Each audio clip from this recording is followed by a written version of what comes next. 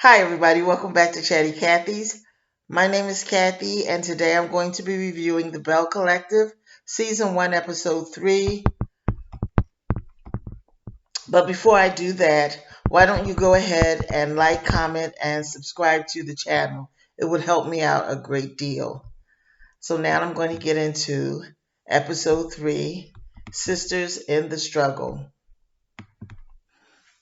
This episode begins with Tambra at her parents' having lunch for her birthday. True to form, they ask about her personal life. Now, last week we told you she bought a special outfit just to wear to her parents.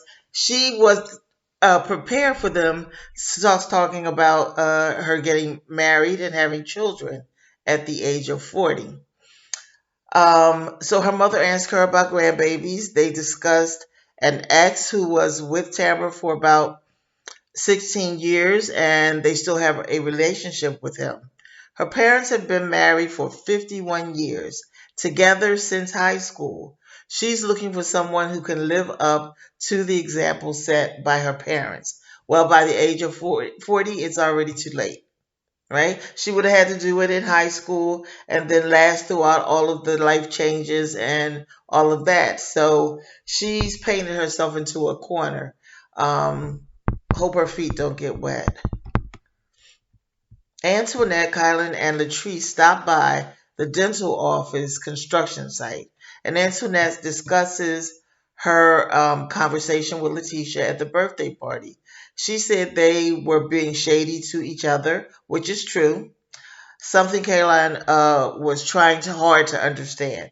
So I didn't really mention that Caroline is a white woman, and they were using some slang that some vernacular from the black community, and she didn't understand what they were saying, and so they had to explain those things, and that drives me crazy. But if it didn't bother her, so be it. They have to expand what being real is, or stuff like that. Um, and that's another. Well, I'm not going to get into racism and all of that. This is about reality television. Focus, Kathy. All right, so this episode shows Marie's warts. She does not have a happy home life. Marie is chasing around two of her three grandchildren while her son is off living life as a college student, or so we think. One of the grandchildren is a year and the other is 5 months. Her husband, Cedric, is at home, but not doing much. They have been married, divorced, and remarried. He is the father of her youngest child, which is a girl. The mother of the 5 month old, KK, comes to pick him up. Then Tori, the 1 year old, Carson's mother, shows up. No drama there. Marie asks Tori when was the last time she'd seen Jerez, her son. And she said, yesterday. Jerez and Marie have had a terrible disagreement during which he was extremely disrespectful to his mother. She tells Tori she will take care of her and the grandbabies, but not Jerez. Tori talks, that makes no sense, but okay. Tori talks about needing a math tutor, and Marie asks her about her other classes. So Marie is not happy that when the mothers call Jerez because one of the children needs something, he sometimes won't answer his telephone, leaving the women to think it's okay to call Marie. And then she takes care of whatever the need is. So, in essence, really, Marie has made them think it's okay to call her. When she is not involved, I don't think she was in that bedroom or wherever those children were made, and she should not be responsible. But again, I'm giving you my opinion when you didn't ask for it. All right, let's go on. Next, Latrice and Melanie are having a business meeting when Zaddy calls. He gets upset because they are meeting without him. So he shows up, because he wants to be included. Latrice is giving Melanie her vision for the business over the next year. She wants to get her edge trip tamer into the retail stores across the United States. They continue to talk about her new line, Essential, when Zaddy shows up. Um, I'm sorry, just the word Zaddy cracks me up. Sorry about that, ladies and gentlemen. Because of Melanie and Latrice's work relationship, Melanie shows her a prototype of a bottle with a logo. He felt he should have been consulted before this step, and he feels that way because he's her partner, right? And so technically, if they didn't make an agreement, a contract, as it were, that he should be a silent partner, then he's right. He should be included in on decision making meetings. But that's not really what she wanted. My thought is that she just needed his capital to get her business up and running. And he was willing to give it for a piece of the business. That's my opinion. That's alleged. Marie visits Letitia's home for the first time. Apparently, they only met through the brunch organization, but Marie reveals why she has a miserable personality and the fight with her son. She asked him to leave after he punched not one, not two, but three holes in her walls. Marie just wanted Jerez to attend a college that was close to home so he could be there and present for his children. He, however, enrolled in a college that's 3 hours away. She recorded their fight. Listen to this. She recorded their fight and then took the recording over to Letitia's and let her hear it because her sons call her father after they have fights with their mother, and Marie finds out that it causes a whole lot of discord with her father. So she has taken to recording the fights. Let me just say that she is absolutely positively dealing with some issues that stem from her childhood. There is no reason that her children should be telling on her to her father, and it is equally um, no reason for her to be making up and recording stuff so the father knows that she was not at fault. Like that's that's not cool. So she has some issues. All right, so Marie finds out that her son is actually going to school right before he leaves. So his siblings knew, but not Marie. That's when she told him to get everything and don't come back. She said that this was not the first time that he's been disrespectful at this level. Letitia is the only person besides Essie that she has told about this blow up. Letitia offers her some support. Marie breaks down crying. She appears to have a lot of weight on her shoulders. But again, ladies and gentlemen, for a mental health professional, she's she's again painting herself into a corner. Um, okay. Tamra takes Letitia to meet Councilman Stamps, who just happens to be her cousin. She asks him to guide her through obtaining the building that she wants. After that meeting, Letitia cries tears of joy. So there are lots of tears, but thank God some of them have joy with them and not everything is detrimental. Latrice decides to give her husband some time. She realizes that he was feeling left out when she was focusing on the business. Zaddy attempts to teach Latrice again. He's there. So he's attempting to teach her how to swim. She had a traumatizing event that happened when she was a child.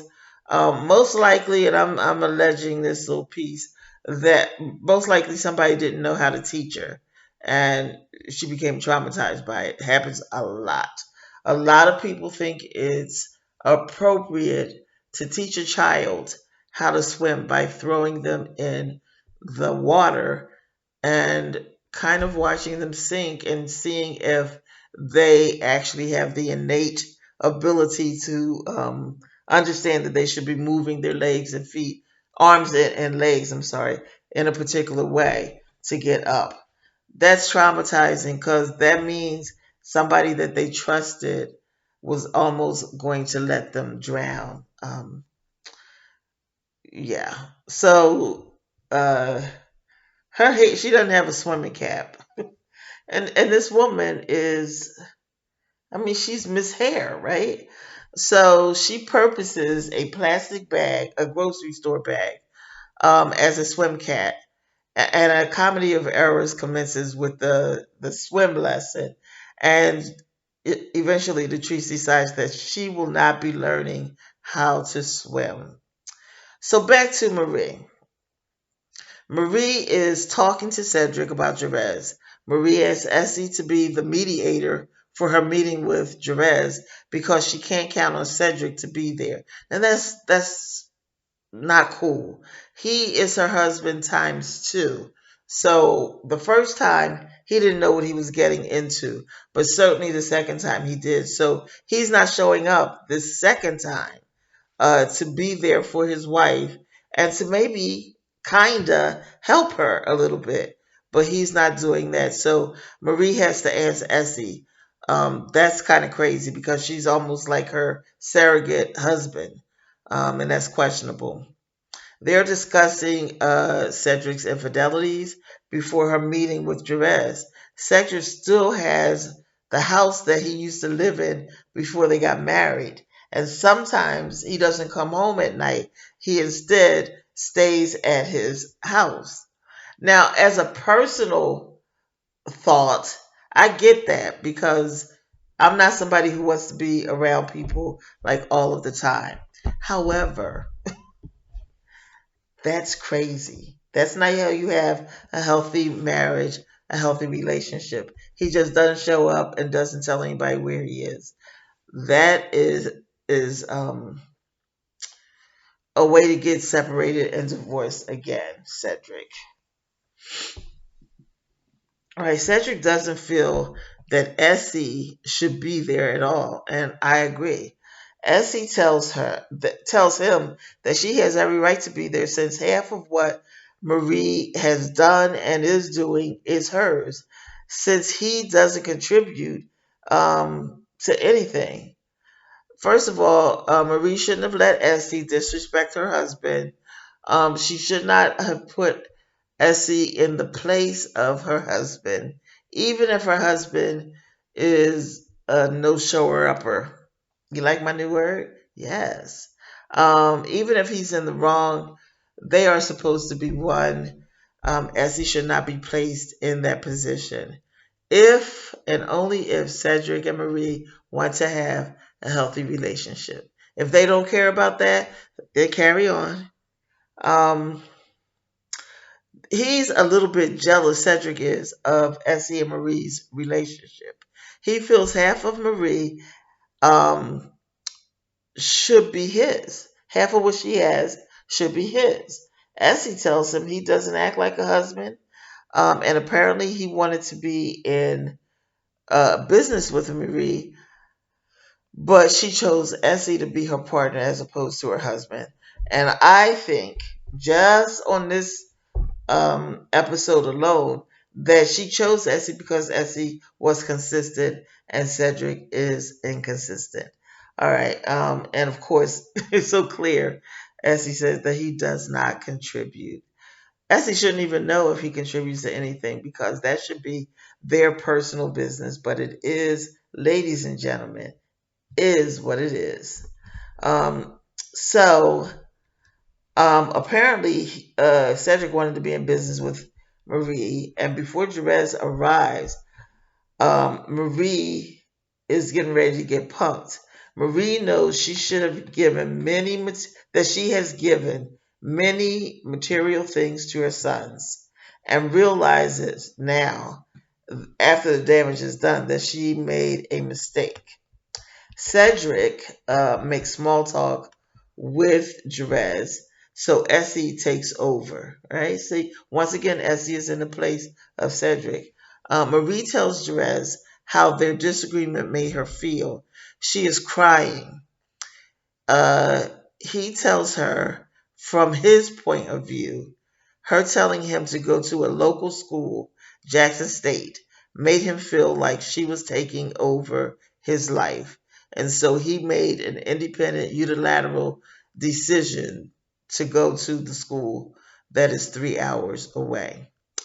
Marie said, if I'm supporting you, taking care of your children and their mothers, paying your parking tickets, she should be part of every decision he makes. Now that's not true. At some point, she should back up and allow him to make his decisions and his mistakes, because most of us adults learn from our mistakes. She is not giving him an opportunity to make those mistakes and learn from them. So she's right. It's her fault. Um, and so, yeah, she should not be in, his relationship with his children or the children's mothers. Um, he's irresponsible, and he's going to continue to be irresponsible until she stops feeling like she should be responsible for all of that. None of that is her business. Okay, so in the last year, Jerez didn't condition for basketball, and of course he had his three babies, but that doesn't take much out of him, right? He got the fun part of having children, right? He just got in there and did what he did, and then all was well. Apparently, the plan was for him to sit out of basketball this year, get his grades together, and be there for his children, and then concentrate on going back to basketball the following year. He gives his mother a very weak apology that Cedric co-signs on. Marie is happy that he apologizes, but also wants him to go to the family counseling and work on his anger management. He agrees and they hug it out. That is the end of that episode. So, ladies and gentlemen, before you log out, please remember to like, comment, and subscribe to this channel. Have a wonderful, blessed day, and I hope to see you in the comments.